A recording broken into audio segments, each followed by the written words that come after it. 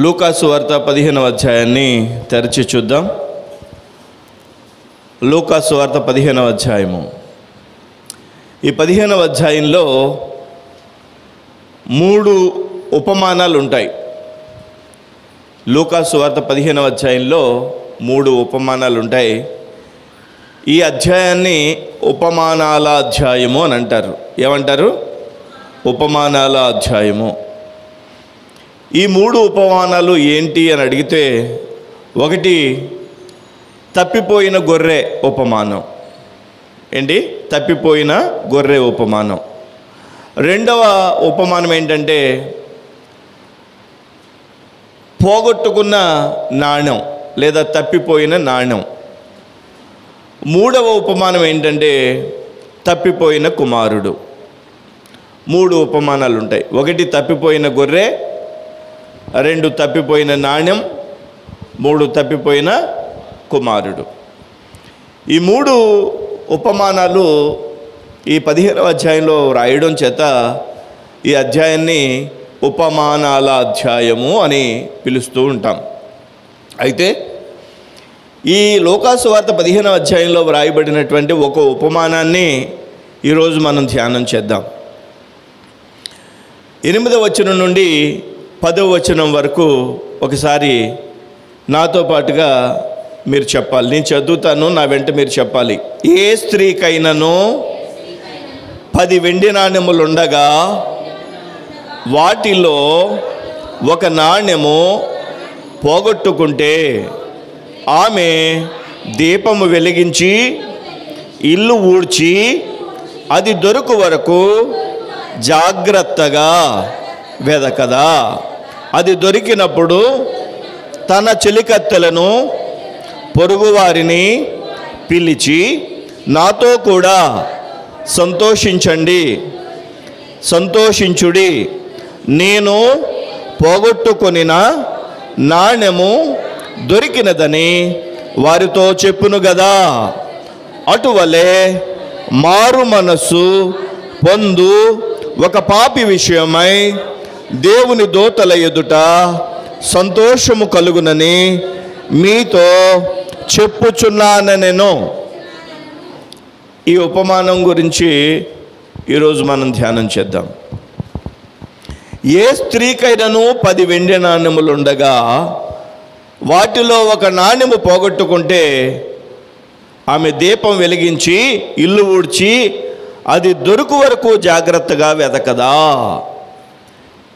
ఇవే వచనాల్ని మొన్న ఆశీర్వాద గృహ కూడికలలో మొదటి కూడికలో ధ్యానం చేయడం జరిగింది. అయితే ఈ వచనాన్ని చదివించి అక్కడ కేవలము ఇంట్రడక్షన్ మాత్రం ఇవ్వడం జరిగింది. ఈరోజు ఈ యొక్క వచనాలలో లోపలికి వెళ్ళి ఒకసారి పరిశీలన చేద్దాం. ఏ స్త్రీకైనను 10 వెండి నాణ్యములుండగా, ఏ స్త్రీకైనను 10 వెండి నాణ్యములుండగా, ఏ స్త్రీకైనను, స్త్రీ అని ఇక్కడ ఎవరిని గురించి వ్రాయబడింది? ఏ స్త్రీ అయి ఉంటుంది? స్త్రీ అంటే ఏ స్త్రీకైనను 10 వెండి నాణ్యములు ఉండగా అని వ్రాయబడింది కదా. స్త్రీకి ఇవ్వబడినటువంటి వెండి నాణ్యములు అంటే ఏంటి? అసలు వెండి గురించి ఎందుకు వ్రాయబడింది? నాణ్యము గురించి ఎందుకు వ్రాయబడింది? ఈ స్త్రీ అంటే ఎవరు? ఈ విషయాల్ని ఒకసారి పరిశీలన చేద్దాం. స్త్రీ అనే పదప్రయోగం ఆధ్యాత్మికంగా సంఘాన్ని గూర్చి వ్రాయబడింది. దేవునికి మహిమ కలుగునుగాక.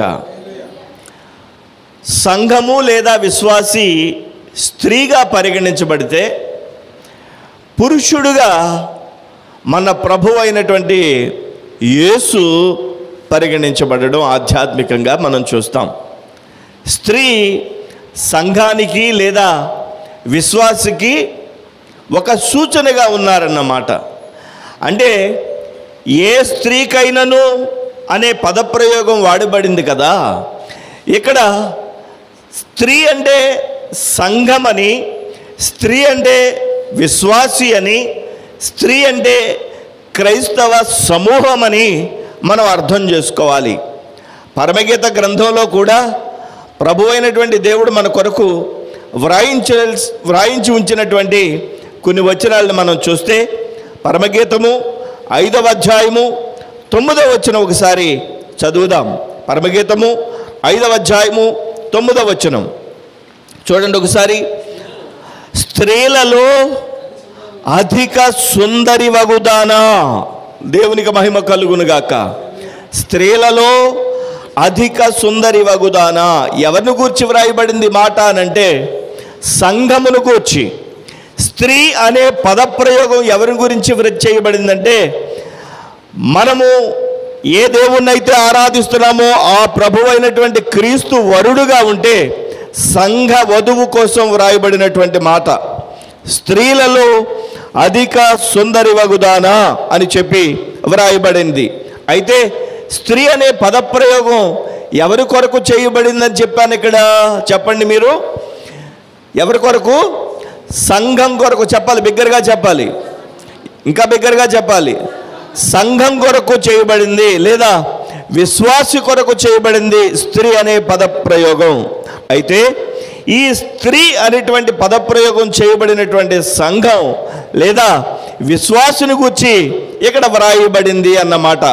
ఇప్పుడు లూకా సువార్తలో మనం చదువుతున్నటువంటి వచ్చిన భాగం దగ్గరికి మరలా వద్దాం. లూకా సువార్త 15వ అధ్యాయంలో చదువుకున్నటువంటి మాటలు. ఏ స్త్రీకైనాను 10 వెండి నాణాలుంటే అని చెప్పింది.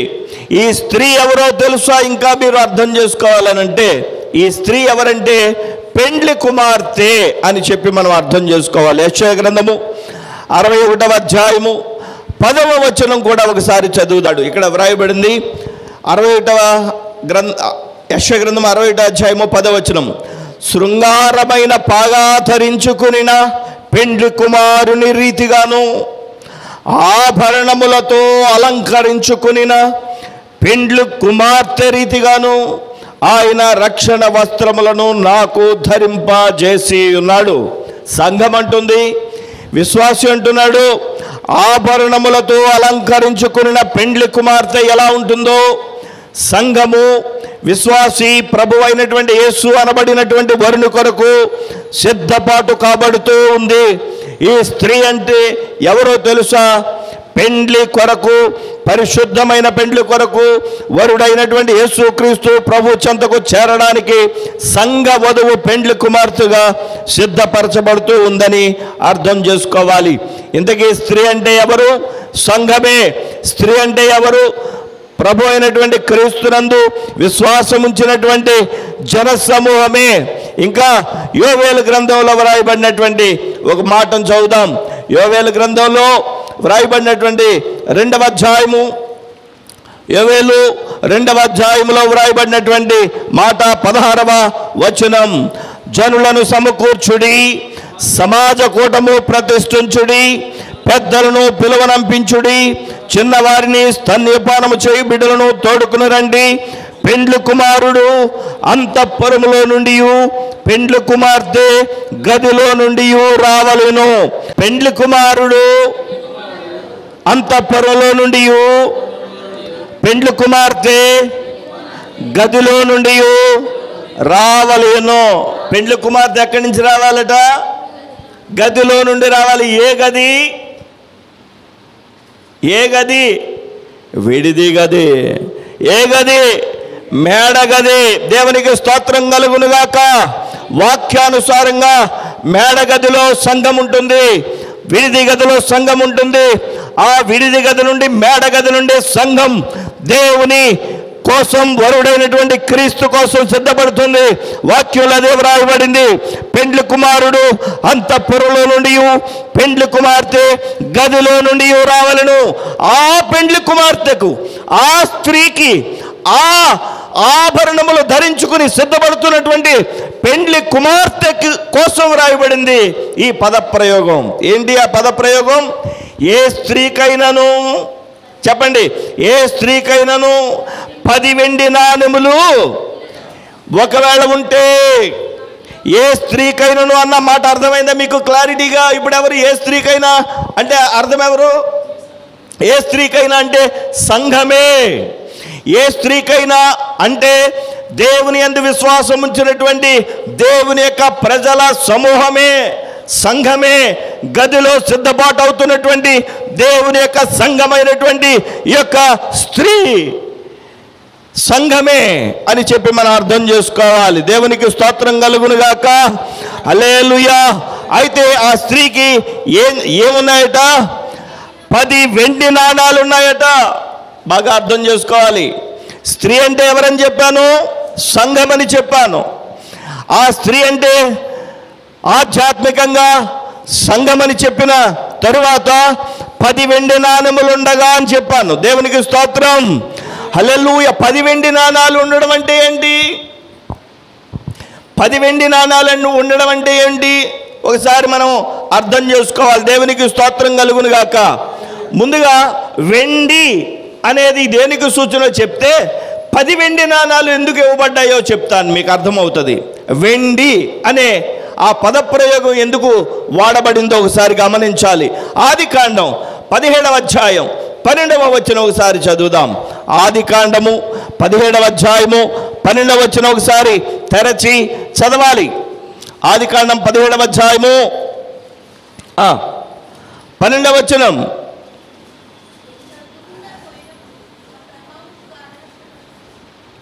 ఆదికాండము 17వ అధ్యాయము 12వ వచనం.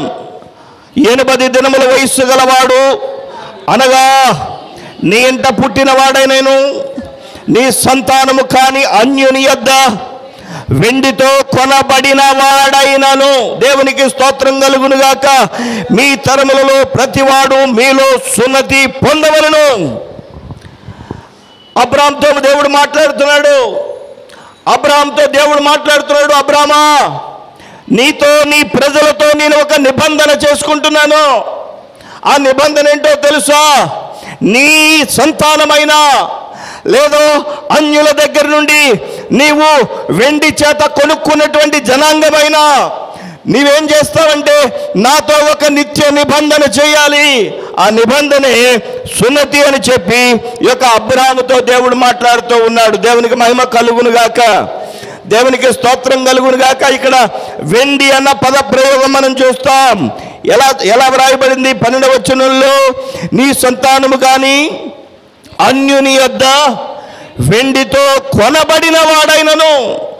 ఒక వ్యక్తిని కొన్నటువంటి ఆ సందర్భం ఇక్కడ వ్రాయబడింది.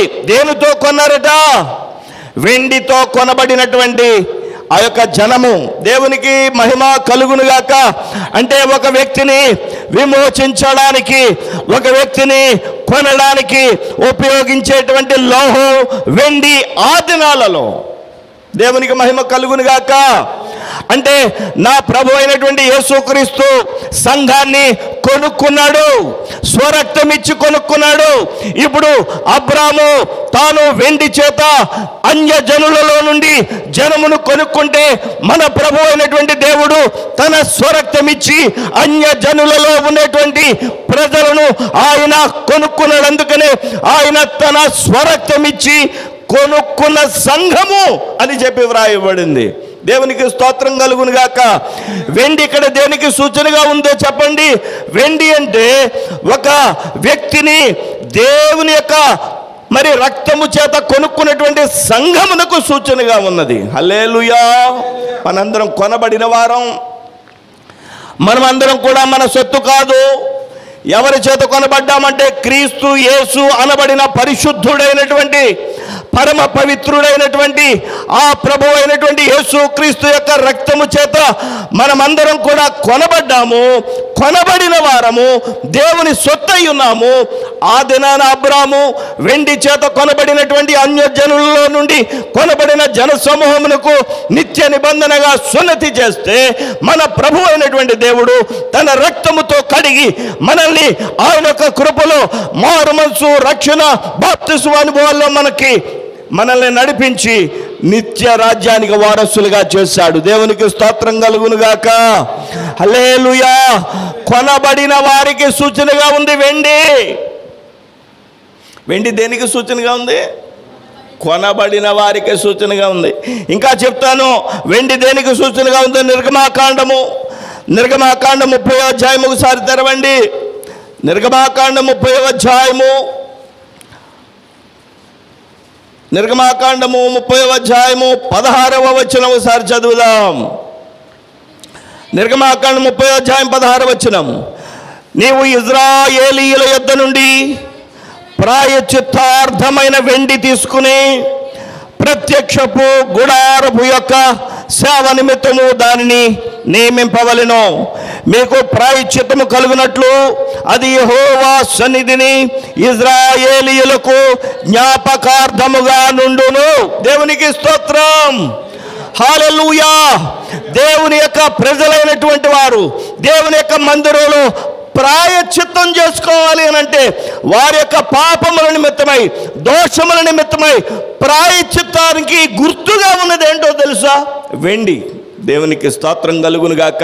అంటే దేవుని యొక్క ప్రజలైనటువంటి వారు దేవుని సన్నిధిలో, ప్రభువా నేను పాపిని, నేను దోషిని, నేను అపరాధిని, నన్ను క్షమించు, నన్ను రక్షించు అని ఎవరైతే ప్రాయశ్చిత్తం పొందుతారో వాళ్ళ గురించి వెండి పోల్చబడింది. దేవునికి స్తోత్రం కలుగును గాక. హల్లెలూయా. వెండి దేనికి గుర్తుగా ఉంది? చెప్పండి, వెండి దేనికి గుర్తుగా ఉంది? కొనబడిన వారికి గుర్తుగా ఉంది. వెండి దేనికి గుర్తుగా ఉంది? ప్రాయశ్చిత్తం పొందిన వారికి గుర్తుగా ఉంది. నీవు నేను మన ప్రభు అయినటువంటి యేసుక్రీస్తు యొక్క శిలువ బలియాగం ద్వారా ప్రాయశ్చిత్తం పొందాం.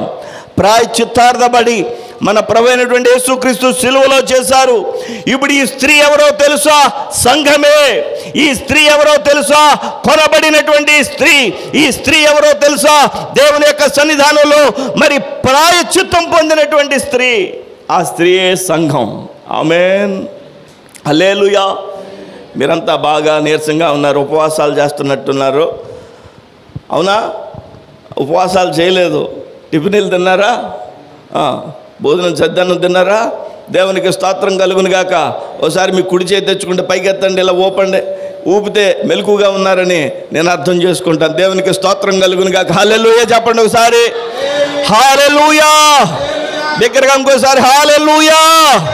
దేవుడు మిమ్మల్ని దీవించును గాక. మీరు ఈ ప్రసంగం విన్నంతసేపు యాక్టివ్గా ఉండాలి. నేను మాట్లాడమన్నప్పుడు మాట్లాడాలి. హల్లెలూయా. దేవునికి మహిమ కలుగును గాక. పెండ్లి కుమార్తెగా ఇంకా గదిలో నుండి సిద్ధపాటై వరుడి కోసం సిద్ధపడుతున్నటువంటి పెండ్లి కుమార్తెగా ఈ స్త్రీ, ఈ సంఘము గురించి వ్రాయబడినటువంటి మాటలు ఏంటో తెలుసా? వెండి నాణాలు ఉన్నాయి. వెండి అనేటువంటి ఆ యొక్క లోహం దేనికి గుర్తుగా ఉందంటే పాత నిబంధనలో కొనబడినటువంటి వారికి గుర్తుగా ఉంది. వెండి అనేది ఇంకా దేనికి గుర్తుగా ఉందంటే ప్రాయశ్చిత్తానికి గుర్తుగా ఉంది. మనము కొనబడ్డవారం క్రీస్తు రక్తము చేత. మనము దేవుని యొక్క సన్నిధిలో ప్రాయశ్చిత్తం పొందిన వారం. మన కోసం క్రీస్తు ప్రభువుల వారు సిలువలో బలియాగమైపోయి ఆయన యొక్క ప్రాయశ్చిత్తార్థ బలి ద్వారా మనకి విమోచన వచ్చింది. దేవునికి మహిమ కలుగును గాక. హల్లెలూయా, హల్లెలూయా. చూసారా, ఒక్కొక్క పదములో మనం ఎంత అన్వేషణ చేస్తున్నామో. ఇప్పుడు వరకు ఏం చదువుకున్నా? ఇప్పుడు చదవండి. లూకా సువార్త 15వ అధ్యాయంలోకి మరలా వద్దాం. లూకా సువార్త 15వ అధ్యాయము చదవాలి. ఏ స్త్రీకైనాను, మనం ఎంతవరకు చదువుకున్నప్పుడు ఎన్ని పదాలు చదువుకున్నాం? ఏ స్త్రీకైనాను అనే పదం అర్థమైంది మనకి, అవునా? ఇంకేం అర్థమైంది? వెండి అనేది అర్థమైంది, అంతే. ఏ స్త్రీకైనాను అనే పదం ఒకటి అర్థమైంది, వెండి అనేది అర్థమైంది. ఇంకా ఏమర్థం చేసుకోవాలి?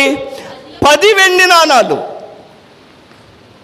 కదా, 10 వెండి నాణాలు. ఏ స్త్రీకైనాను 10 వెండి నాణములుండగా 10 వెండి నాణాలు. ఈ 10 వెండి నాణాల గురించి మనం ఆలోచన చేయాలి. బాగా జాగ్రత్తగా వినాలి. యూదులలో ఒక సంప్రదాయం ఉంది. యూదులలో ఉండేటువంటి సంప్రదాయం ఏంటి అంటే, ఒక పెళ్లి సంబంధానికి అమ్మాయి దగ్గరికి అబ్బాయి వెళ్ళినప్పుడు వాళ్ళిద్దరికీ మాటలు కుదిరినాయి అనుకోండి, ఆ పెద్దవాళ్ళకి ఈ పెద్దవాళ్ళకి మాటలు కుదిరినాయి అనుకోండి, ఆ అబ్బాయి అమ్మాయి చేతిలో 10 వెండి నాణాలు పెట్టి వస్తాడు. ఏంటి పెడతాడు? 10 వెండి నాణాలు. ఈ 10 వెండి నాణాలు కూడా అబ్బాయి తరఫు వారు తీసుకెళ్ళి అమ్మాయి చేతిలో పెడతారు. ఈ నాణాల మీద వీళ్ళ ఇంట్లో 10 మంది ఉన్నారనుకోండి, 10 మంది పేర్లు ఉంటాయి. విన్నారా బాగా? ఒక్కొక్కళ్ళు ఏం చేస్తారంటే 10 మంది పేర్లు రాసుకెళ్ళి 10 వెండి నాణాలు ఆ అమ్మాయికి ఇస్తారు. లేదంటే 10 వెండి నాణాల మీద ఏదో ఒక గుర్తు ఉంటుంది, ఈ ఇంటికి సంబంధించిన గుర్తు. ఈ 10 వెండి నాణాలు తీసుకెళ్ళి ఆ పిల్ల చేతిలో పెడతారు, ఒకవేళ మాటలు ఓకే అయిపోతే. ఎందుకు పెడతారండి? ఈ అమ్మాయి అంటే పెళ్లికి నిశ్చితార్థమైనటువంటి ఈ అమ్మాయి, ఈ స్త్రీ, ఈ యొక్క పెళ్లి కుమార్తెగా సిద్ధపడబోతున్నటువంటి ఈ అమ్మాయి 10 వెండి నాణాలు తీసుకున్న తర్వాత వాళ్ళు వెళ్ళిపోతారు. అబ్బాయి వాళ్ళ అమ్మ దగ్గరికి వెళ్ళి, అమ్మ ఇదిగో 10 వెండి నాణాలు ఇచ్చారు, నా దగ్గర ఉంటే పడిపోతాయి, ఇదిగో నువ్వు బీరువాలో పెట్టాయి అని చెప్పి అనకూడదు. అన్న ఆ తల్లి తీసుకోకూడదు. ఎందుకు తీసుకోకూడదంటే ఈ పెళ్లి సంబంధం నిశ్చితార్థం అయిన రోజు నుంచి పెళ్లి వరకు కనీసం 3 నెలలు 6 నెలలు ఉంటుంది కదా టైము. ఈ 6 నెలల పాటు ఈ అమ్మాయి ఈ 10 వెండి నాణాలని చెంగుకు కట్టుకునే ఉండాలి. అర్థమవుతుందా మీకు? జాగ్రత్తగా చూసుకోవాలి. ఈ వెండి నాణాల్లో ఒక నాణెం పడిపోయినా ఆ పెళ్ళి క్యాన్సిల్. అంటే అమ్మాయి ఎంత జాగ్రత్తగా ఉందో ముందు నుంచి తెలుసుకుంటారన్నమాట. అవునండి, అమ్మాయి ఎంత జాగ్రత్తగా ఉందో, అమ్మాయి ఎంత జాగ్రత్త అయినటువంటి పిల్ల ముందు నుంచి ఈ పెండ్లి కుమారుని యొక్క కుటుంబం పరిశీలన చేయడానికి ఈ పిల్ల చేతిలోనే ఆ యొక్క కొంగుని కట్టుకుని ఉండాలి. మరలా డ్రెస్ మార్చిందనుకోండి, ఆ 10 వెండి నాణాలు తీసుకుని మరలా కట్టాలి. ఈ 6 నెలలు ఎన్నిసార్లు మార్చుకుంటుంది, ఎన్నిసార్లు కొంగుని కట్టుకోవాలి. ఒకటి మిస్ అయిపోయింది అనుకోండి, వాళ్ళు వచ్చినప్పుడు మరలా వాళ్ళకి చూపించాలి ఇవి, అప్పుడే పెళ్ళి. అలాంటివన్నీ టెస్టులు ఎక్కడ లేక ఏమండి చూసారా ఎంత బాగా పరిశీలన చేస్తున్నారో. పెళ్లి చూపులకు వెళ్ళినప్పుడు అంట, చిన్నప్పుడు అదే నేను వినేవాడిని, మీరు వినే ఉంటారు. పెళ్లి చూపులకు వెళ్ళినప్పుడట ఈ అబ్బాయి తరఫు వాళ్ళు అమ్మాయి ఎంత పనివంతురాలో చూడడానికి ఎల్లుల్లిపాయ రేకలో ఒక బ్యాగ్లో వేసుకొచ్చి వాకిట్లో ఇలాగ వేసేసి, అమ్మా నీకు తుడుస్తూ వచ్చా? బాగా తుడుస్తానండి, అయితే తుడమ్మా అని చెప్పి తుడమనేవారు. ఎప్పుడో తెలుసా? ఫ్యాన్ ఆన్ చేసేసి.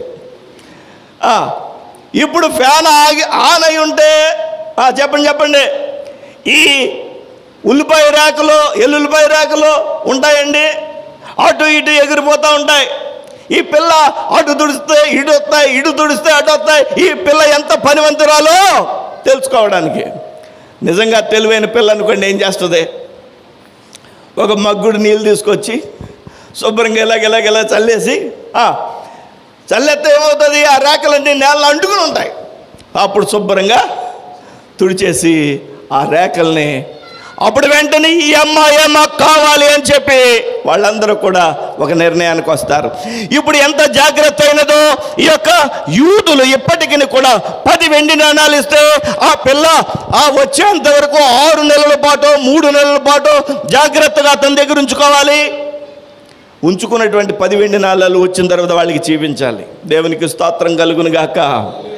అలాగే ఇవ్వబడినటువంటి నాణాలు ఇవి. అర్థమైందా? స్త్రీ అంటే సంఘము, సంఘమునకు వరుడైనటువంటి ప్రభువైన యేసుక్రీస్తు వారు 10 వెండి నాణాలు ఇచ్చారు. దేవునికి స్తోత్రం కలుగును గాక. విశ్వాసికి, సంఘానికి దేవాది దేవుడైనటువంటి ప్రభువైన యేసుక్రీస్తు వరుడుగా రాబోతున్నాడు. మనందరినీ కూడా బాప్తిస్వం ద్వారా మనందరినీ కూడా ప్రధానము చేసుకున్నాడు, నిశ్చితార్థం చేసుకున్నాడు. ఆయన మధ్యాకాశానికి రాబోతున్నాడు. వద్దు నాయన, ఎవరైతే నమ్మి బాప్తిసం పొందుతారో, ఎవరైతే మారు మనసు పొంది క్రీస్తు యేసులో బాప్తిసం పొందుతారో వారు నిశ్చయమైనట్టు, నిశ్చితార్థమైనట్టు వారిని నా ప్రభు అయిన యేసు మధ్యాకాశంలోనికి వచ్చినప్పుడు సంఘం ఎత్తబడుతుంది. మారు మనసు బాప్తిసం పొందినటువంటి వారికి అలాంటి గొప్ప అవకాశం. అయితే ఈ 10 వెండి నాణాలు, సంఘానికి ఇచ్చినటువంటి 10 వెండి నాణాలు ఏంటి? అర్థమవుతుందండి? మనం ఎక్కడున్నాం? లూకాసు వార్త 15వ అధ్యాయం. ఇప్పుడు చదవండి. ఏ స్త్రీకైనాను 10 వెండి నాణెములు ఉండగా అని చెప్పి వ్రాయబడింది. 11 ఇవ్వచ్చుగా, 9 ఇవ్వచ్చుగా, అరడజన పోనీ అరడజన ఇవ్వచ్చుగా, పోనీ డజన్ ఇవ్వచ్చుగా, డజన్ 1 13 ఇవ్వచ్చుగా. లేదు 10 ఇచ్చారు, 10 ఇస్తారు, 10 వెండి నాణెములే ఇస్తారు. ఎందుకో కూడా చెప్తాను మీకు, బాగా జాగ్రత్తగా వినాలి, చాలా మనసు పెట్టి ఆలకించాలి. సంఘానికి 10 వెండి నాణెములు ఇచ్చినట్లుగా ఇక్కడ ఉపమాన రీతిగా వ్రాయబడింది. సంఘమైనటువంటి మనకి, విశ్వాసులమైన మనకి, బాప్తిసం పొంది నిశ్చయమైనటువంటి మనకి, నిశ్చితార్థము లేదా ప్రధానమైనటువంటి మనకి మన ప్రభు అయిన యేసుక్రీస్తు వారు మధ్యాకాశంలోనికి రాబోతున్నారు. పెండ్లి కుమారుడు అంతఃపురంలో నుంచి పెండ్లి కుమార్తె గదిలో నుండి సిద్ధపడాలి. పరిశుద్ధమైన వివాహం జరగబోతోంది. పరిశుద్ధమైన వివాహము తదుపరి క్రీస్తు యేసు ప్రభు అనబడినటువంటి వరునితో సంఘ వధువు నిత్యము ఉండబోతూ ఉన్నారు. దేవునికి స్తోత్రం కలుగునుగాక. హల్లెలూయా. మధ్యాకాశంలోనికి ఎత్తబడబోతారు. అప్పుడు వాక్యంలో వ్రాయబడింది 2 మంచం మీద పడుకుంటారట.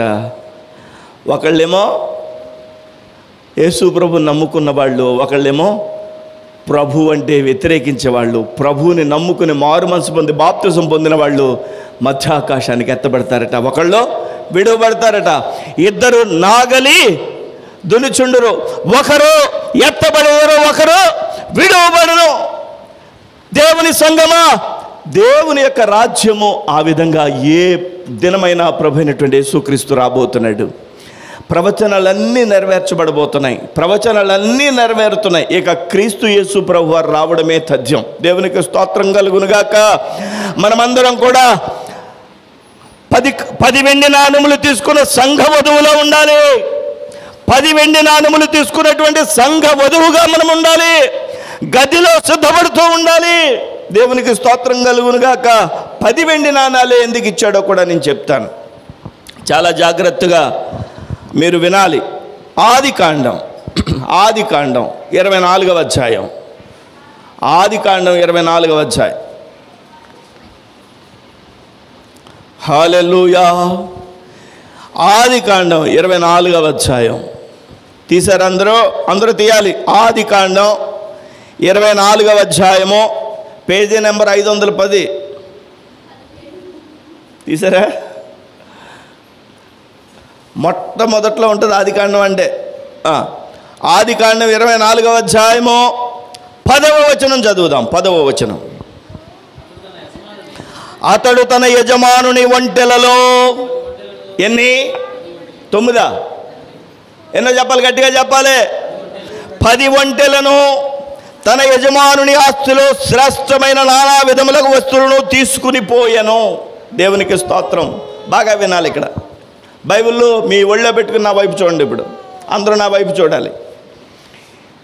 24వ అధ్యాయం ఆదికాండంలో ఉన్న విషయాన్ని అంతటినీ ఒక స్టోరీ లాగా మీకు చెప్తే బాగా అర్థమవుద్ది. అబ్రహాము గారు ఉన్నారు. ఎవరు చెప్పండి, గట్టిగా చెప్పాలి. అబ్రహాం గారు ఉన్నారు. అబ్రహాం గారు మీకు తెలుసా? బైబిల్లో ఉన్న అబ్రహాం గారు తెలుసా? పోనీ ఈ అబ్రహాం గారు వృద్ధుడైపోయాడు. మహావిశ్వాసి, విశ్వాసులకు తండ్రిగా పిలువబడేటువంటి ఈ అబ్రహాం గారు వృద్ధుడైపోయాడు. ముసలి వయసు వస్తూ ఉంది. ఇప్పుడు తాను ఒక పని చేయాలనుకున్నాడు. తన దాసుణ్ణి పిలిచాడు. పిలిచి ఆ దాసుడితో మాట్లాడుతున్నాడు. దాసుని పేరు చెప్పండి, ఎలియాజరు. ఎవరు? ఎలియాజరు అనే దాసుని పిలిచాడు. ఎలియాజరు ఇలా రా. ఎలియాజరు దగ్గరకు వచ్చాడు. ఎలియాజరుతో మాట్లాడుతున్నాడు. 24 అధ్యాయం మీరు ఇంటికి లేక చదువుకోండి. అక్కడ ఉన్న విషయం అంతా నేను ఒక కథ మాదిరి మీకు చెప్తున్నాను.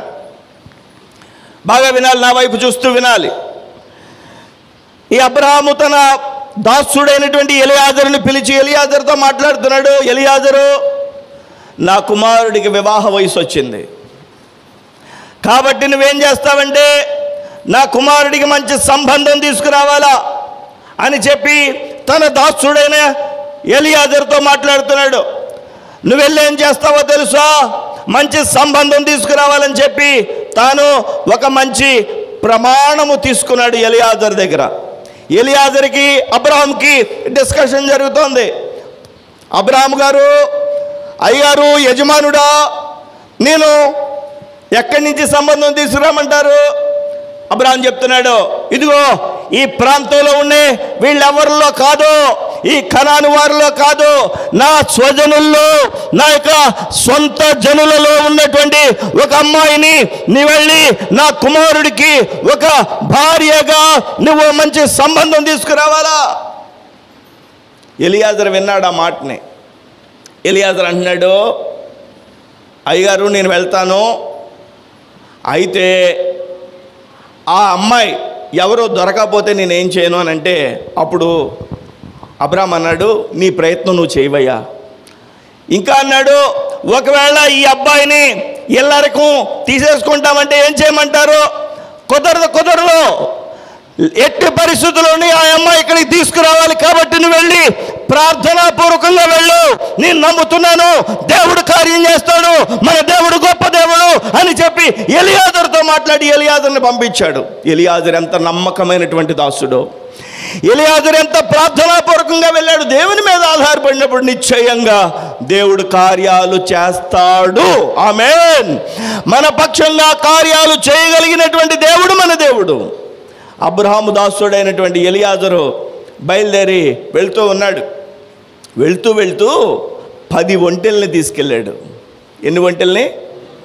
10 ఒంటెల్ని తీసుకెళ్ళాడు. 10 ఒంటెలు తీసుకెళ్ళి 10 ఒంటెలు ఖాళీగా తీసుకెళ్ళలేదు. తన యజమానుడైనటువంటి అబ్రహాము దగ్గర నుండి అనేకమైనటువంటి శ్రేష్టమైన వస్తువులు ఆ ఒంటెల మీద వేసుకుని ఆ ఒంటెల్ని తీసుకుని బయలుదేరి వెళ్ళాడు. ఎక్కడికి వెళ్ళాలో తెలియదు, ఏ దిశగా వెళ్ళాలో తెలియదు. ఎలియాజరుతో పాటుగా కొంతమంది సహాయకుల్ని ఇచ్చాడు. 10 ఒంటెలు తీసుకుని ఎలియాజరు బయలుదేరి వెళ్తూ ఉన్నాడు. ప్రార్థన చేసుకున్నాడు ఎలియాజరు ఒక సూచన ఇమ్మని. దేవా, అబ్రహాము దేవుడా, నేను ఇప్పుడు నా కుమారుడికి, నా యొక్క యజమానుని కుమారునికి ఒక పెండ్లి కుమార్తెను సిద్ధపాటు చేయాలి కాబట్టి నువ్వు నాకు సహాయం చెయ్యి. ఒక సూచన అడుగుతున్నాను. ఆ సూచన ఏంటంటే, నేను వెళ్తూ ఉండగా ఒక బావి దగ్గర ఆగితే ఆ బావి దగ్గర నేను మంచినీళ్ళు ఇయ్యమ్మా అని ఏ అమ్మాయిని అడుగుతానో ఆ అమ్మాయి నాకు మానక మంచినీళ్ళు ఇచ్చి నాతో పాటుగా నేను అడగకుండానే ఈ 10 ఒంటెలకి నీళ్లు పోయాలి. ఆ అమ్మాయి నా యజమానుని కుమారుడికి భారీగా నీవిస్తున్నావని ఒక సూచన. ప్రార్థన చేసుకుని బయలుదేరాడు. ప్రార్థన చేసుకుని బయలుదేరి వెళ్తూ ఉండగా ఆ గ్రామం ఎంటర్ అయ్యేసరికి ఆ గ్రామం వెలుపల ఒక బావి ఉంది. పూర్వకాలంలో బావులు ఎలా ఉన్నాయో మీకు తెలుసు. పొలాల్లో పెద్ద పెద్ద బావులు లోపల మెట్లుంటాయి. పెద్ద పెద్ద బావులు అన్నమాట. ఒక్కోటి చాలా వెడల్పుగా ఉంటుంది. అంత పెద్ద బావిలో మెట్లు ఉంటాయి. ఇప్పుడు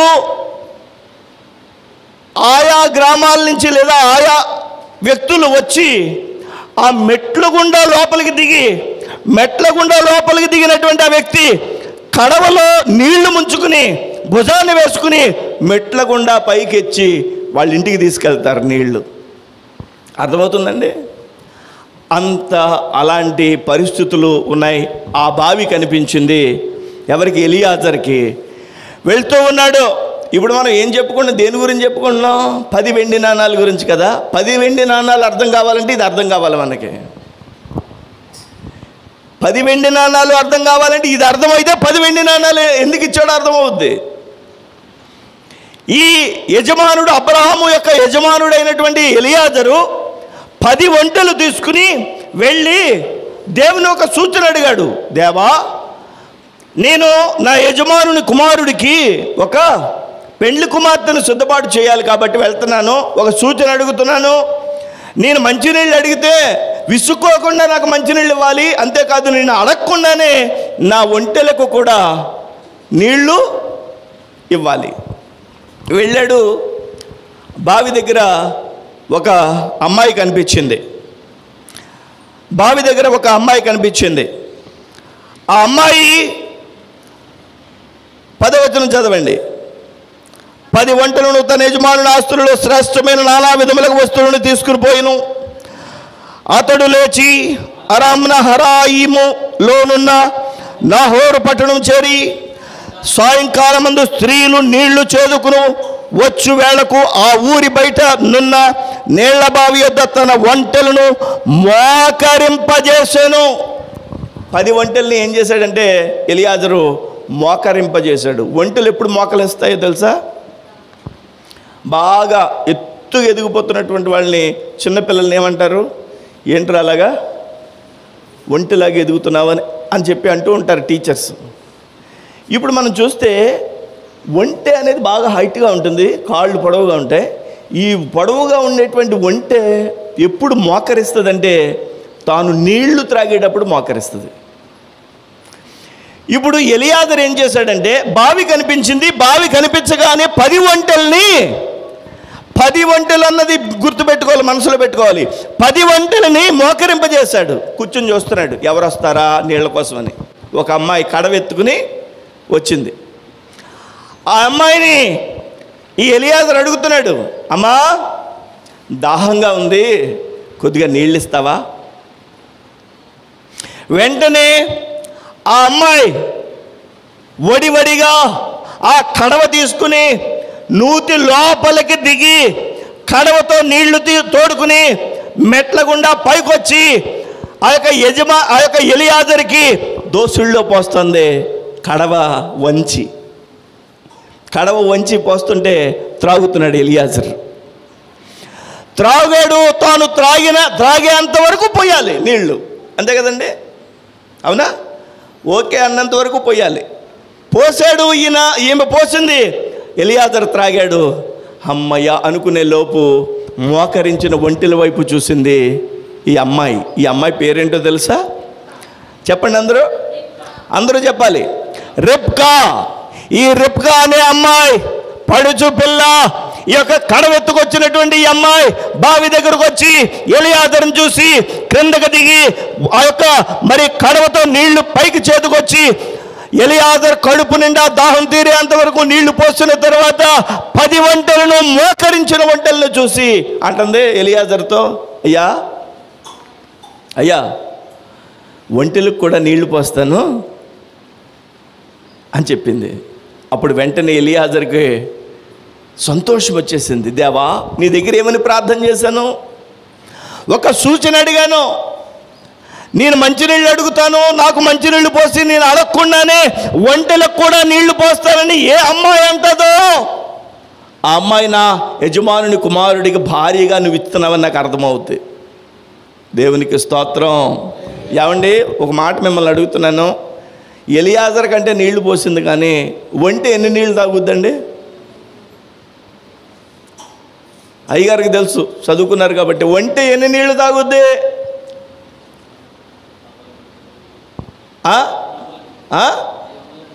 అరటన్ను నీళ్లు తాగేస్తుంది.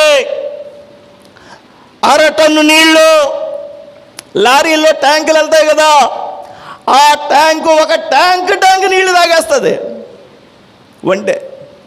అందుకనే ఎడారి ప్రాంతాల్లో జీవిస్తాయి. నీళ్లు లేకపోయినా తన లోపల నీళ్లు దాచుకుంటుంది. అలాంటి ఒంటికి నీళ్లు పోయడానికి సిద్ధపడిందంటే ఆ పిల్ల ఓపిక, ఆ పిల్ల పట్టుదల ఇక్కడ గమనించాడు ఎలియాజరు. దేవునికి స్తోత్రం కలుగునుగాక.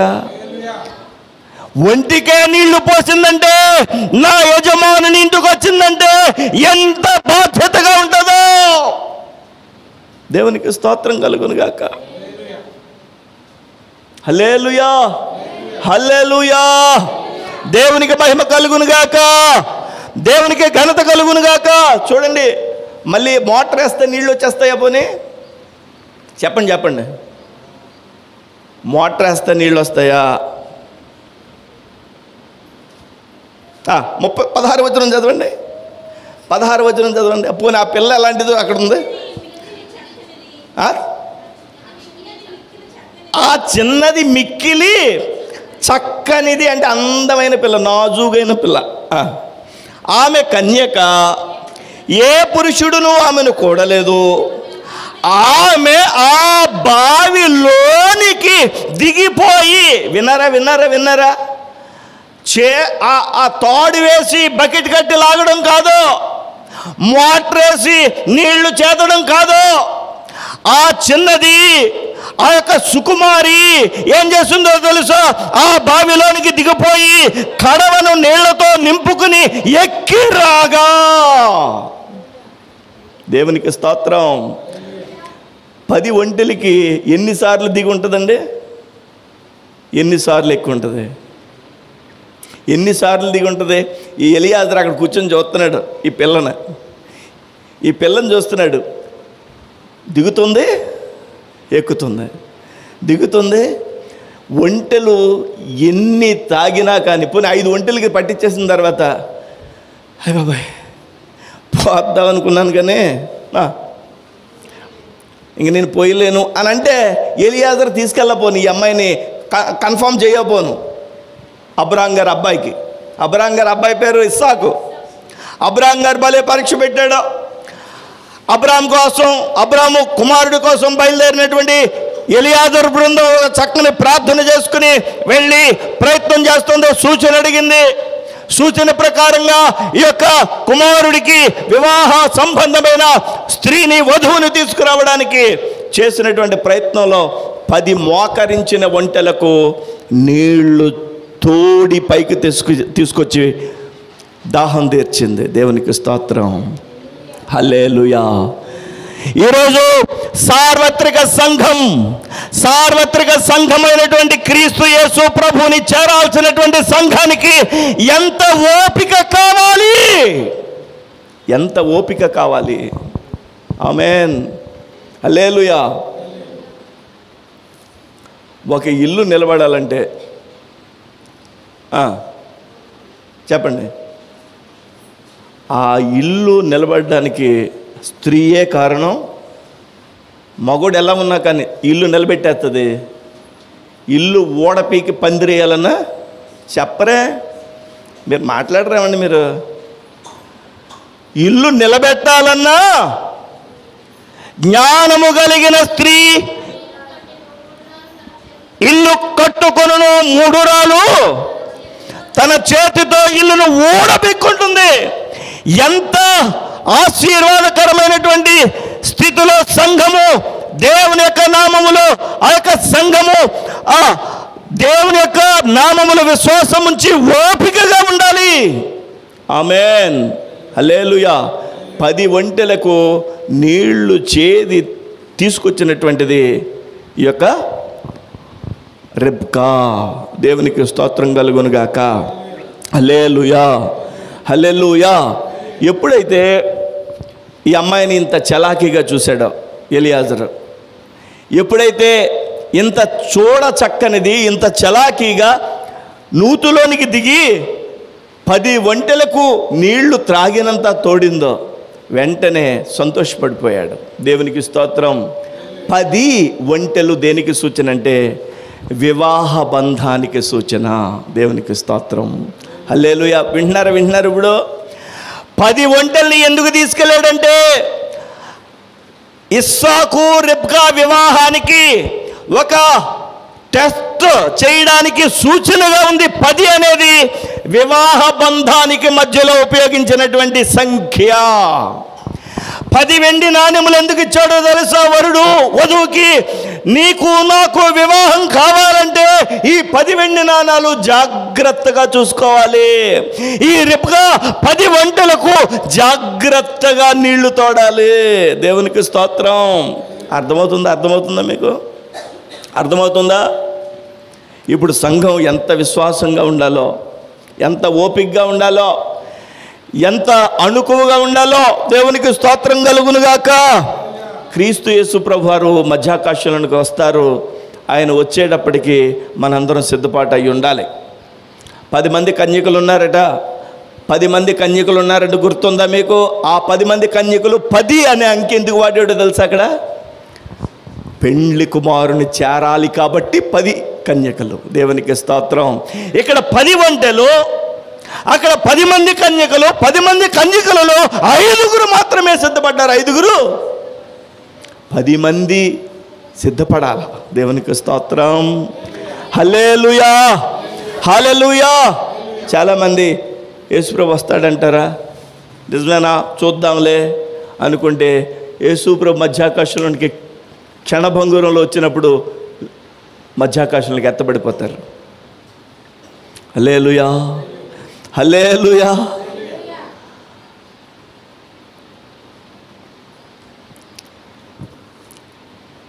విశ్వాసులు, నిజమైన విశ్వాసంలో ఉండి పాస్టర్ గారు లేరనుకోండి, విశ్వాసంలో సంకలో బైబిల్ పెట్టుకుని గృహదర్శనాలకు బయలుదేరుతాడు. అమ్మగారు కనిపించదు. ఆ పక్కింటి దగ్గర ఆవిడ ఉందేమో, ఆవిడే చర్చికి వస్తుంది. అమ్మా ప్రార్థన చేద్దామని వచ్చాను. ఇంకొక చోటుకి వెళ్ళడానికి ప్రయత్నం చేస్తాడు. అదేంటి సంఘస్థులంతా ఎవరు లేరు, ఏమైపోయారు? ఎత్తబడిపోయారు. మిగిలి ఉన్నటువంటి వారికి మహాశ్రమలు, భయంకరమైన శ్రమలు. 7 ఏండ్లు పరిశుద్ధులకు విందవబోతోంది. 7 ఏండ్లు లోకం మీదికి శ్రమ రాబోతోంది. 7 ఏండ్లు పరిశుద్ధులకు విందవబోతోంది. 7 ఏండ్లు లోకం మీదికి శ్రమ రాబోతోంది. హల్లెలూయా. 10 వంటలు దేనికి సూచనగా ఉన్నాయి? వివాహ బంధానికి. అంతే. 10 వంటలకి నీళ్ళు తోడగానే ఏం చేశాడో తెలుసా? ఎలియాజరు అబ్రహాం గారు ఇచ్చినటువంటి ముక్కు పుడక పెట్టాడు. ముక్కు పుడక గాజులు తెచ్చాడు. గాజులు వేసాడు. అబ్రహాం గారు ఇచ్చినాయి వేసిన తర్వాత ఆ పిల్లతో అన్నాడు, అమ్మ నువ్వు నీళ్లు 10 వంటలకు తోడేవు కాబట్టి నిన్ను చూసి ముగ్ధుండైపోయానమ్మా. ఇదిగో ముక్కు కమ్మే ఈ చేతులకు గాజులు నా యజమానుడు ఇచ్చాడు. మీ ఇల్లు ఎక్కడమ్మా? మా ఇల్లు ఎక్కడో తెలుసా? మా ఇల్లు పలానా చోట. అమ్మమ్మ మీ ఇంటి దగ్గరికి వస్తామని ఉంది, రమ్మంటారా? మమ్మల్ని అందరినీ రమ్మంటావమ్మా? మరి మేము వస్తాం. వంటలు ఉండడానికి స్థలం ఉందా అక్కడ? 24 అధ్యాయం మీరు ఇంటికి వెళ్ళి చదువుకోండి. ఆ పిల్ల అంటదే, వంటలు ఉండడానికి స్థలమే కాదు, మేత ఉంది, గడ్డె ఉంది మా ఇంటి దగ్గర అని చెప్పి రమ్మని చెప్పలేదు. రమ్మని చెప్పకుండా పరుగు వెళ్ళిపోయింది. వాళ్ళ నాన్న బెతూయేలు, వాళ్ళ అమ్మ, వాళ్ళ అన్నయ్య లాబాను వాళ్ళ ఇంటికి వెళ్ళి, అమ్మ ఇదిగో ఇది చూసావా, ముక్కు కమ్మి చూసావా, ఇది చూసావా, గాజులు చూసావా, ఎవరిచ్చారమ్మా నీకు? ఎక్కడే అమ్మాయి? ఇదిగో ఏమైందో తెలుసా? ఆ బావి దగ్గరికి నీళ్లు తోడుకోవడానికి వెళ్ళాను. అక్కడ ఏం జరిగిందంటే ఎలియాజరు అట, ఆయన ఒంటెలు తీసుకొచ్చాడు, మోకరింపజేశాడు, నీళ్లు తోడి ఒంటెలకు వేసాను. వేస్తే నన్ను మెచ్చుకుని ఇచ్చాడు. మన దగ్గరకు వస్తారు అని అంటున్నాడమ్మా. మరి రమ్మన్నావా తల్లి? నేను రమ్మని చెప్పలేదు, మీతో చెప్పకుండా ఎలా రమ్మంటాను? అప్పుడు వెంటనే వాళ్ళ అన్నయ్య లాబాను బయలుదేరి నువ్వు ఇక్కడే ఉండు. ఎక్కడ? బావి దగ్గర. ఇంకా అక్కడే ఉన్నారా? బావి దగ్గర పరుగుని వెళ్ళాడు ఈ పిల్ల అన్నయ్య, లాబాన్ అతని పేరు. వెళ్ళినప్పటికి అబ్రహాం కనిపిస్తున్నాడు అక్కడ ఒంటెల దగ్గర.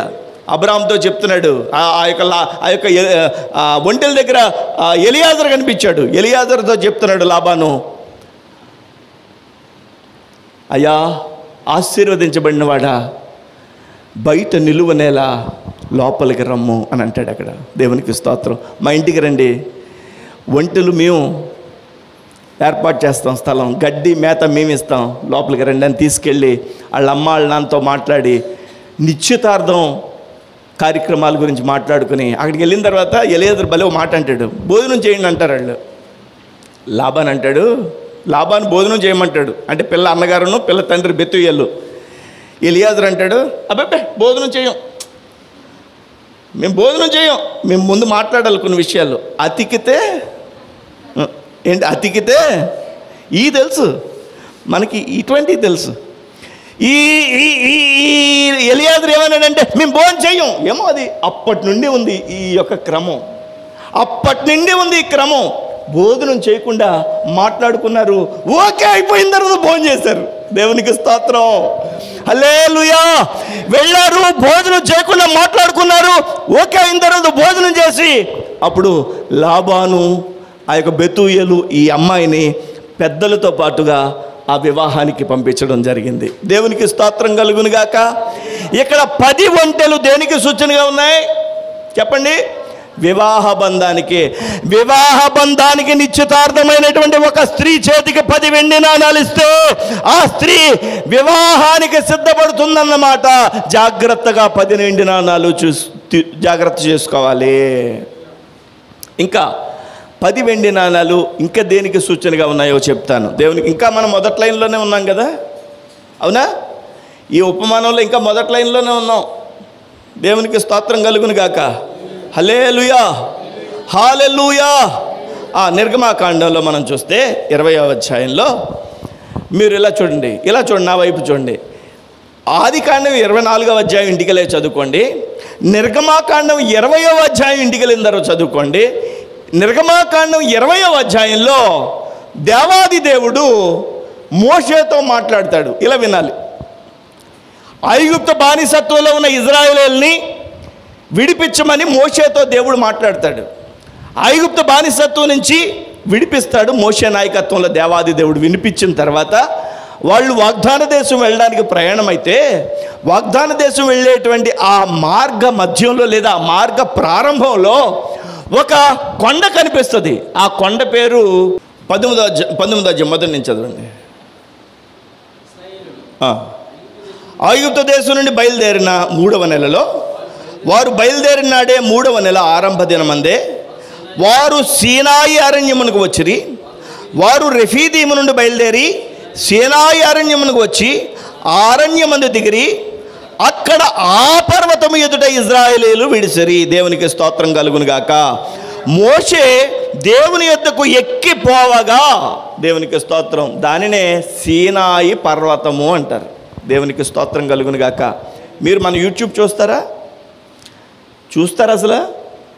మన యూట్యూబ్లో నేను సీనాయి కొండ ఎక్కిన యూట్యూబ్ వీడియో ఉంది, మీరు చూడండి.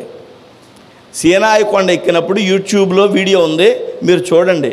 సీనాయి కొండ ప్రపంచంలో అతి ఎత్తైనటువంటి ఎవరెస్ట్ కొండ తర్వాత అంత పెద్ద ఎత్తైనటువంటి కొండ. పైకి ఎక్కిన తర్వాత గాలి ఆడదు, అంత పెద్ద ఎత్తైనటువంటి కొండ. మేఘాలు దాటుకుంటూ వెళ్ళాలన్నమాట. ఆ కొండ మీదకి దేవుడు మోషేని రమ్మన్నాడు. 40 రోజులు మోషేతో దేవుడు గడిపాడు ఆ కొండ మీద. 40 రోజులు గడిపాడు. 40 రోజులు గడిపిన తర్వాత మోషేకి దేవుడు ఏం చెప్పాడంటే, ఇదిగో నీకు నేను 10 ఆజ్ఞలు కలిగినటువంటి ఒక నిబంధన పలకలు ఇస్తాను అని అన్నాడు. 10 ఆజ్ఞలు. దేవునికి స్తోత్రం. 10 చెప్పండి, ఎన్ని ఆజ్ఞలు? 10 ఆజ్ఞలు కలిగినటువంటి నిబంధన పలకలు ఇస్తానన్నాడు. ఎన్ని ఆజ్ఞలు? ఎందుకో తెలుసా? ఐగుప్తు నుంచి విడిపించబడినటువంటి తన ప్రజలతో దేవుడు నిబంధన చేసుకుంటున్నాడు. దేవునికి స్తోత్రం. 10 ఒంటెలు దేనికి సూచన? వివాహ బంధానికి సూచన, అవునా? 10 నాణెములు దేనికి సూచన? వివాహ బంధానికి సూచన.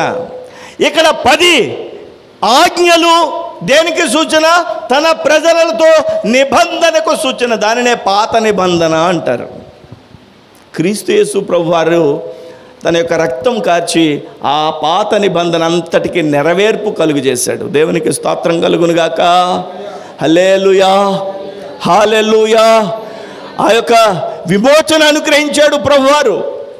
కాబట్టి ఈరోజు గమనించాలి, 10 ఆజ్ఞలు సంఘానికి దేవుడిచ్చాడు. దేవునికి స్తోత్రం. 10 నాణెములు కాపాడుకోవాల్సినటువంటి సంఘం 10 నాణెములు కాపాడుకోవాల్సినటువంటి సంఘం 10 ఆజ్ఞలను కాపాడుకోవాలి, తను పట్టుకోవాలి. రెండవదిగా దేవునికి స్తోత్రం కలుగునుగాక, 10 ఒంటెలు, రెండవది 10 ఆజ్ఞలు, మూడవది కీర్తనల గ్రంథం 144, కీర్తనల గ్రంథము 144వ అధ్యాయము 9వ వచనం. దేవా నిన్ను గూర్చి నేనొక క్రొత్త కీర్తన పాడేదను. ఎన్ని తంతులు చెప్పాలి? 10 తంతుల సితారాతో నిన్ను కీర్తించెదను. వినండి, దావీదు అనేటువంటి భక్తుడు ఒక కీర్తన రాస్తున్నాడు. ఇక్కడ అంటాడు, దేవా నిన్ను గూర్చి నేనొక క్రొత్త కీర్తన పాడతాను. ఇంతవరకు ఎవరు పాడని గీతం, ఇంతవరకు ఎవరికి తెలియని ట్యూన్, అది ఇంతవరకు ఎవరికి తెలియని సాహిత్యం. ఒక క్రొత్త కీర్తన పాడతాను. దేంతో పాడతానో తెలుసా? 10 తంతుల సితారాతో. 10 తంతులు అంటే ఏంటి? ఆడ తంతు అలా ఉంది, వీడి తంతు ఎలా ఉంది అంటారు. ఆ తంతు కాదు ఈ తంతు అంటే. తంతు అంటే తీగ. 10 తంతులు అంటే 10 తీగలు. దేవునికి స్తోత్రం. 10 తీగలు కలిగినటువంటి సితారా వాయిస్తూ దావీదు ఒక క్రొత్త కీర్తన పాడతాడంట. ఎప్పుడు పాడతాడో తెలుసా ఈ కీర్తన? చూడండి, 5వ వచనం చదవండి. యెహోవా నీ ఆకాశమును వంచి దిగిరమ్ము. అంటే దేవుడు ఆకాశమును వంచి దిగి వచ్చినప్పుడు, దేవునికి స్తోత్రం, మన ప్రభు అయిన యేసయ్య భూమి ఆకాశములకు సృష్టికర్త అయినటువంటి దేవుడు ఆకాశ మహాకాశములను వంచి మధ్యాకాశంలోనికి యేసయ్య దిగి రాబోతున్నాడు. హల్లెలూయా.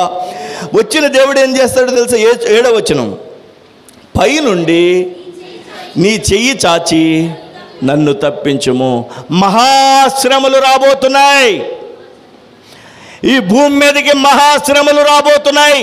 శ్రమలన్నిటిలో నుండి మన దేవుడు తన ప్రజలను తప్పించబోతున్నాడు. అంటే సంఘం ఏమవబోతుంది అన్నమాట? పైకి ఎత్తబడబోతుంది. ఆమేన్. సంఘము పైకి ఎత్తబడినప్పుడు, దేవుడు మధ్యాకాశంలోనికి వచ్చినప్పుడు దావీదంటాడు, సంఘము ఒక క్రొత్త కీర్తన పాడాలి. నిజమే, ఇంతవరకు చర్చిల్లో పాడుకుంటున్నాం మనం. మధ్యాకాశంలో క్రీస్తు ప్రభు వారిని మనం చూసినప్పుడు సంఘము, వధువు సంఘము ఒక క్రొత్త కీర్తన పాడద్దంట. ఎలా ఉంటుందో తెలియదు ఆ కీర్తన. ఎవరు ట్యూన్ చేయరు, సంఘమే తానే ఒక క్రొత్త కీర్తన పాడడం ప్రారంభిస్తారు. ఆ కీర్తన ఎలా ఉంటుందంటే అద్భుతంగా ఉంటుంది.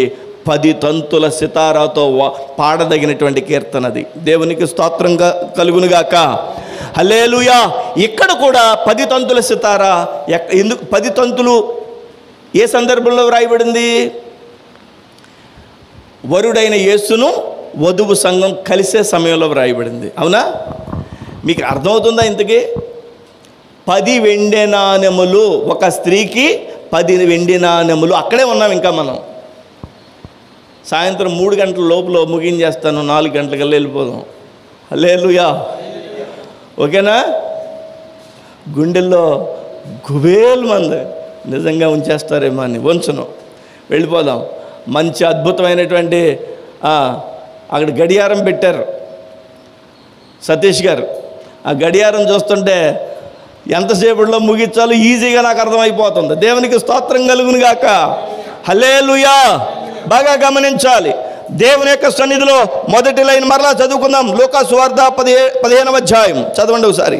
లూకా సువార్త 15వ అధ్యాయము చదవండి. ఏ స్త్రీకైనను 10 వెండి నాణెములు ఉండగా, అక్కడే ఉన్నాం మనం ఇంకా. ఏ స్త్రీకైనను 10 వెండి నాణెములు ఉండగా అంటే సంఘమునకు వెండి అంటే విమోచించిన, వెండి అంటే మరి ప్రాయశ్చిత్తం పొందిన అనుభవం.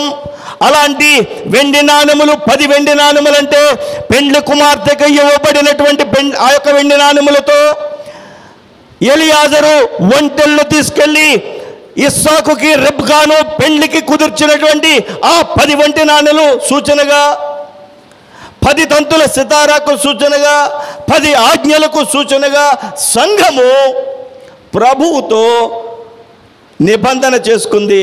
దాన్నే బాప్తిస్మపు నిబంధన. దేవునికి బాప్తిస్మం అంటే ఏంటనుకుంటున్నారు ఇప్పుడు చెప్పండి? బాప్తిస్మం అంటే ఏమనుకుంటున్నారు? నిశ్చితార్థం. దేవునికి స్తోత్రం, హల్లెలూయా. బాప్తిస్మం అంటే నిశ్చితార్థం. ఎవరితో? పరిశుద్ధమైన నిశ్చితార్థం. అది నిశ్చితార్థం అంటే ఈ లోకంలో ఉండేటువంటి నిశ్చితార్థం గురించి ఆ మాట మనం ఇక్కడ అన్వయించుకోవడం కాదు. పరిశుద్ధమైనటువంటి అంతఃపురం నుంచి పెండ్లి కుమారుడు రావాలి, గదిలో నుండి. అందుకనే మన చర్చి పేరు చర్చి అని పెట్టుకోవచ్చు కదటి. మీ పాటలకు ఇంకేమీ పేర్లు లేవేటి. విడిది కదా, విడిది కదంట. మా ఇద్దరు విడిది గది, అక్కడ మేడగదంట, మేడగది. ఏవి దొరికినాయి అంటే అద్భుతమైనటువంటి వర్ణన దీంట్లో ఉంది. దేవునికి స్తోత్రం. పెండ్లి కుమార్తె గదిలో నుండి సిద్ధపడాలి, పెండ్లి కుమారుడు అంతఃపురంలో నుంచి రావాలి. అంతఃపురం ఏంటి? పరలోక రాజ్యం. అంతఃపురంలోనికి తీసుకుపోతాడు. హల్లెలూయా, హల్లెలూయా, ఆమేన్.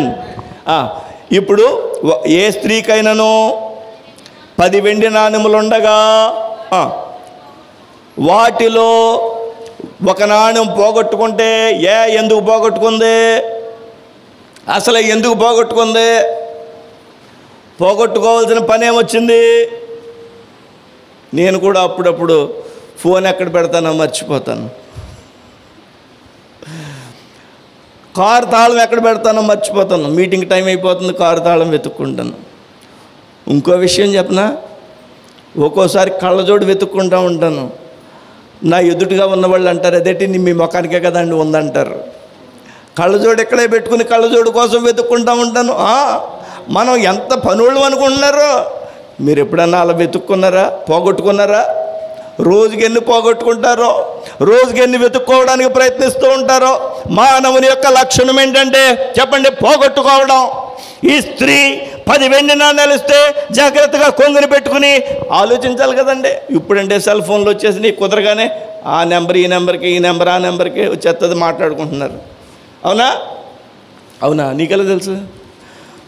అవును. దేవునికి స్తోత్రం, హల్లెలూయా, హల్లెలూయా.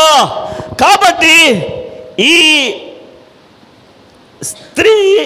స్త్రీ తనకి ఇవ్వబడినటువంటి 10 వెండి నాణ్యాలు కొంగుని కట్టుకుని జాగ్రత్తగా ఉండాలా. కానీ ఒక నాణ్యం పోగొట్టుకుంది అనడానికి కారణం ఏంటో తెలుసా? నిర్లక్ష్యము. చెప్పండి. మనకి ప్రభు 10 వెండి నాణ్యాలు ఇస్తే 10 ఒంటెలకి ఆయన కోసం మనం జాగ్రత్తగా నీళ్లు చేది ఓపికతో పోయాల్సింది మానేసి 9 ఒంటెలకే పోద్దామా? 10 ఆజ్ఞలు ఇస్తే 10 ఆజ్ఞలు పాత నిబంధన అయితే క్రొత్త నిబంధన 2 ఆజ్ఞలుగా మన ప్రభు అయిన క్రీస్తు మారిస్తే, పాత క్రొత్త నిబంధనలకు పరమ ప్రభు అయినటువంటి క్రీస్తు యేసు యొక్క రక్తములో కడగబడి ఆయన యొక్క కృపకు పాత్రులుగా మారదామా? లేదా 10 తంతుల సితారా వాయించడానికి ఆయన యొక్క రాకడకు మనం ఎత్తబడదామా? దేవునికి స్తోత్రం కలుగును గాక, హల్లెలూయా. ఇవన్నీ కాదని మనలో నిర్లక్ష్య ధోరణి ఉంటే ఆయన యొక్క రాజ్యానికి మనం ఎత్తబడే అవకాశం లేదు. నిర్లక్ష్యం మీకుందా? నిర్లక్ష్యం ఏ విషయంలోనైనా మీకు నిర్లక్ష్యం ఉందా? పాట పాడే విషయంలో నిర్లక్ష్యంగా ఉన్నారా? ఆరాధించే విషయంలో నిర్లక్ష్యంగా ఉన్నారా?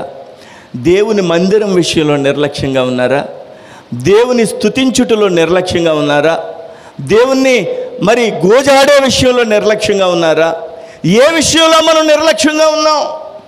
నిర్లక్ష్యం అనేది సంఘంలో ఉంటే, విశ్వాసులో ఉంటే మన వరుడైన యేసు చెంతకు చేరలేం కదా. నిర్లక్ష్యంగా ఉండడం వల్ల ఆ స్త్రీ ఒక నాణ్యాన్ని పోగొట్టుకుంది.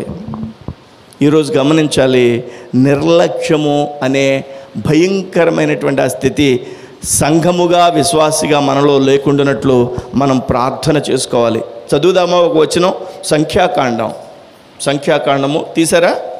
11వ అధ్యాయము 4వ వచనం చదవండి.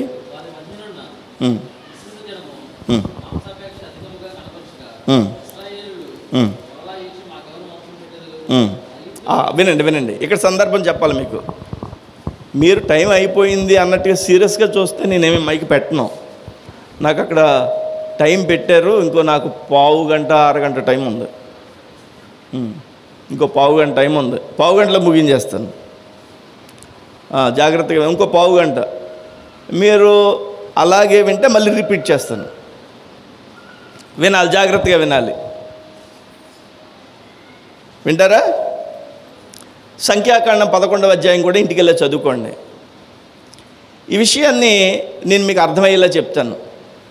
ఇజ్రాయేలీలు ఐగుప్తు బానిసత్వం ఉన్న తర్వాత మోషే నాయకత్వంలో బయటకు వచ్చారు కదా. వచ్చిన తర్వాత వాగ్దాన దేశం వెళ్తున్నారు. వాగ్దాన దేశం వెళ్తా ఉన్నప్పుడు ఇజ్రాయేలీలు మోషే మీద సణుక్కుంటున్నారు. దేవుడు దేవుడు దేవుడు దేవుడు అని తీసుకొచ్చి ఐగుప్తు దేశం నుంచి, మాకు అక్కడ చక్కగా ఉండేది, ఇక్కడ ఏముంది మాకు అని చెప్పి మోషే మీద సణుక్కునేవారు. ఇంక దేనికి సణుక్కునేవారు తెలుసా? మాంసం ఏది మాకు, మాంసం లేకపోతే మేము చచ్చిపోతాం అని మోషే మీద గొడవ పడేవారట. చూద్దాం ఆ మాట. 4వ వచనం చదవండి, 11వ అధ్యాయం, సంఖ్యాకాండం 11వ అధ్యాయం 4వ వచనం. వారి మధ్యనున్న మిశ్రిత జనము ఏ ఆపేక్ష, మాంసాపేక్ష అధికముగా కనపరచగా ఇజ్రాయేలీలను మరి ఏడ్చి, మాకెవరు మాంసం పెడతారు? ఐగుప్తులో మేము ఉచితంగా తినిన చేపలు గుర్తొస్తున్నాయి. కీరకాయలు, దోసకాయలు, కూరాకులు, ఉల్లిపాయలు, తెల్లగడ్డలు ఇవన్నీ జ్ఞాపకం వస్తున్నాయి. బాబోయ్, నువ్వు మమ్మల్ని వాగ్దాన దేశం తీసుకెళ్తావేంటి అని చెప్పి మోషే మీద సణుక్కున్నారు. దేవుడు అప్పుడు వాళ్ళకి ఏమిస్తున్నాడో తెలుసా? మన్నాని ఇస్తున్నాడు. మధ్యాకాశం నుంచి మన్నా కురిపిస్తున్నాడు. చదవండి 6వ వచనం చదవండి. 6వ వచనం చదవండి.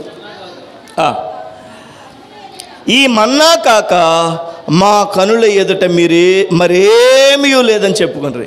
మన్నా అంటే ఏంటి? ప్రతిరోజు తెల్లవారుజామునే దేవుడే ఈ 40 సంవత్సరాలు ఆహారాన్ని కురిపించాడు. వీళ్ళు గడ్డి ఉన్న చోట ఉంటారు కదా, ఉండేవారు కదా, గుడారాలు వేసుకుని. వాళ్ళు ఉన్న చోట ఆకాశం నుంచి మన్నా అనే ఆహారం కురిపించేవాడు. ఆ మన్నా అనేది కొత్తిమీర గింజల్లాగా ఉంటుంది. పేలాలు తెలుసు కదా మీకు, పేలాల్లాగా ఉంటే దాన్ని తీసుకుని వీళ్ళు తినేవారు ప్రతిరోజు ఉదయాన్నే. అది తింటే సాయంత్రం వరకు వీళ్ళకి ఆకలేసేది కాదు. వీళ్ళు ఒక 3-4 నెలలు అయిపోయిన తర్వాత మోషేని అన్నారు, ఏమయ్యా మోషే, మాంసం లేదు మాకు, రోజు ఈ మన్నానైనా బోర్ కొట్టేస్తుంది అని చెప్పి మోషే మీద విసుక్కున్నారట. ఇంకా చదవండి, 13వ వచనం చదవండి. ఈ సమస్త ప్రజలకు ఇచ్చుటకు, మోషే మీద ఇసుక్కుంటుంటే మోషే ఇలా అంటున్నాడు, ఈ సమస్త ప్రజలకు ఇచ్చుటకు మాంసం నాకెక్కడదే.